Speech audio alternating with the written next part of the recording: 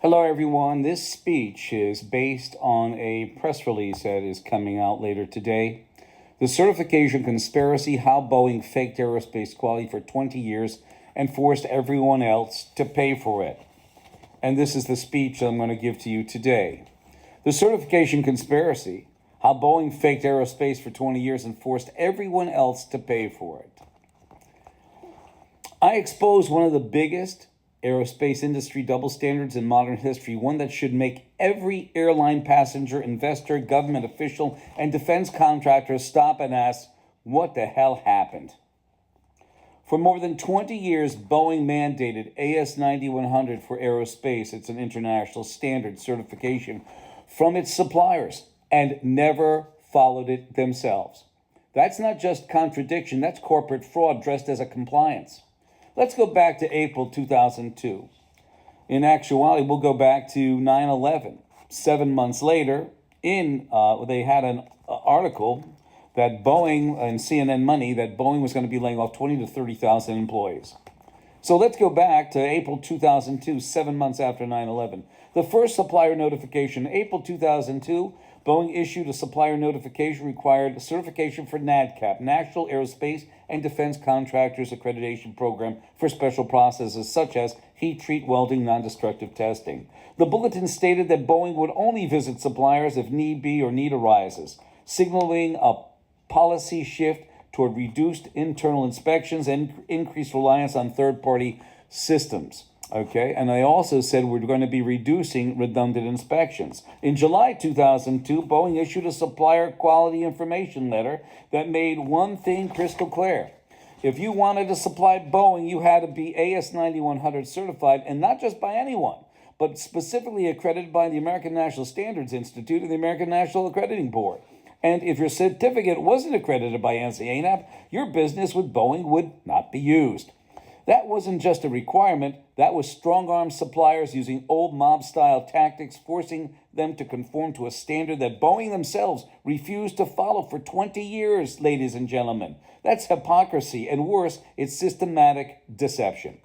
Now, here's where the web gets even more tangled. Let's talk about ANSI and ANAP, shall we, and their international reach. ANSI and ANAP, the two names Boeing made mandatory in 2002 and 2003 with supplier directives, are not just domestic accreditation bodies. They are also founders of the International Accreditation Forum, a global certification umbrella organization incorporated in Delaware, and its twin sister in Australia, the International Laboratory Accreditation Cooperation. Together, IAF and ILAC govern national and international accreditation bodies worldwide, and ANSI and ANAP aren't just players in this system. They are the underwriters. They take full legal consequences over systematic and product failure, and that has serious consequences. Underwriters take on full legal liability and systematic and product failure, including if a certified system or product causes harm, fails, and leads to catastrophic incidents. Now imagine this. Boeing mandated that your AS9100 must be accredited by ANSI-ANAP. ANSI-ANAP controls the IF and ILAC, which they are underwriters and have legal responsibility. But Boeing itself has no AS9100, no listing in the online aerospace system supplier information system, and no third-party international certification for over 20 years. What Boeing did instead is use OASIS to keep track of themselves. Okay, meaning that they go on the web, they go on their computer. Oh, your OASIS, you're basically ANAP accredited, okay? OASIS to keep track of ANSI, ANAP, AS9100 certifications by accessing the websites. That's what Boeing, even Lockheed did that. They would also be informed as whose certification was coming due for an audit or recertification audit to place pressure on their suppliers. This was the same for NADCAP. It meant Boeing truly gave up on-site supplier auditing by a mouse click. That's not just reckless, that's controlled scheme benefiting Boeing while putting everyone else at risk. Let's go deeper. October 2003, ANSI-ANAP issued a directive, Heads Up 22. All AS9100 certified suppliers must be registered in OASIS and must pay the OASIS fees. If not, certification will be withdrawn. OASIS is the Online Aerospace Systems Information System. Who controls OASIS? The International Aerospace Quality Group, and during the early 2000s, IAQG was chaired and influenced heavily by Boeing. That means Boeing forced suppliers to pay into a database system Boeing itself helped manage for certifications Boeing didn't even have. This is a pay-to-play on a global scale, and here's the most shocking piece. According to ANSI-ANAB's website, those companies listed on the web page management committee, like Boeing, can grant, suspend, and withdraw certification. Let that sink in. Boeing had complete control, yet they themselves were not AS9100 certified. The same company that never held AS9100 certificate had the ability to influence who could be certified and decertified. This is a game where the referee never allows the rules but decides who wins. Let's break that down, shall we? Here it goes. Imagine your school says every student must wear a uniform, but the principal never wears one, not for 20 years. Then the principal says, if you don't wear it, the exact brand I say, you're kicked out. Then he says, you must pay to be on the school list or you're not allowed in. And the principal also secretly runs a list and gets to say who gets in and who gets out.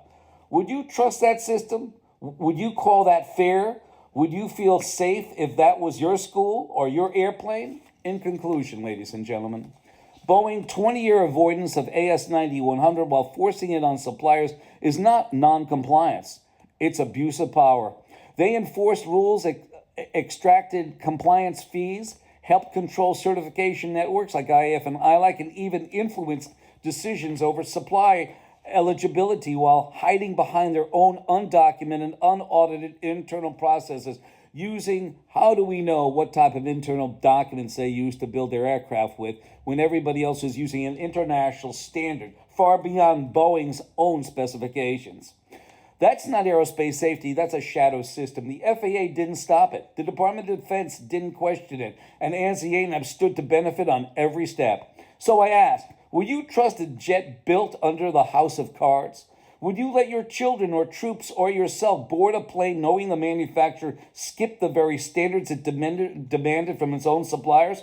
I wouldn't. And ladies and gentlemen, I'm a Boeing shareholder.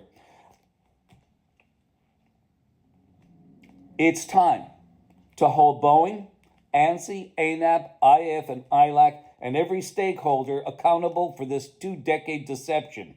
And it's time to demand a real certification system, one with true transparency and equal enforcement for all. But the only problem is, ladies and gentlemen, you have this. You have the Department of Justice, Department of Homeland Security, Department of Commerce, and you have the FDA, not just members of ANSI-ANAB. You have them as customers. So how are we supposed to get our just desserts? We don't. I've been at 3 meetings in Washington, and I have a gut feeling that the high-profile people that go into these meetings, like in the DHS Subcommittee, which sits on the same board as Boeing does, the same accreditation body that Boeing does as a member, just like Boeing, but just like Boeing, the DHS, DOJ, Department of Commerce, and FDA are customers like Boeing. So do you think you're going to get a fair shot if you have the chairman, Richard Blumenthal, DHS Subcommittee, asking questions when they themselves are in bed with Boeing? It's disgusting. 20 plus years, Boeing was not AS9100 certified. 20 plus years, they gave up on-site supplier auditing. That means that when you get on a plane, you really don't know if it was properly heat treated. What they have to do is they have to put a FOIA in, Freedom of Information Act, and actually look 10 years back into these airplane documentation. And what I was told from the employees firsthand at Everett, Renton, Auburn, and Northfield, I was told in October, I stayed there for almost a month. They told me, Daryl, the paperwork is all over the place. You can't find it. If you were to look at any type of plane that went out the hangar door, most of the paperwork may be missing. And that came right from the employee's mouth. 203-556-1493. I thank you. And remember, as Dwight D. Eisenhower said, it is not the size of the dog in the fight that counts. It's the size of the fight in the dog. I thank you, and I look forward to your responses in the commentary below. Bye-bye.